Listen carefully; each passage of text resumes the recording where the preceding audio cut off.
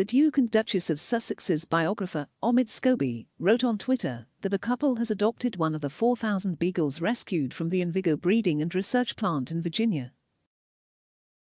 The dog's name is Mamma Mia, and according to the author, it now lives with the Sussexes in the luxury villa in Montecito, California. Omid Scobie added the pup was saved from a life of breeding by the non-governmental, non-profit organization Beagle Freedom Project.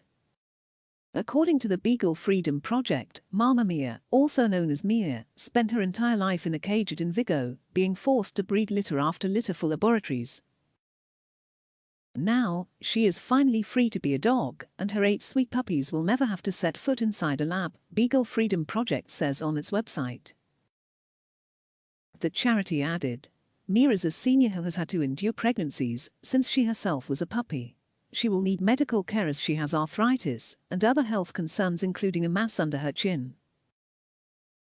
The organization pledges to put an end to animal testing and urges people to donate to help their cause.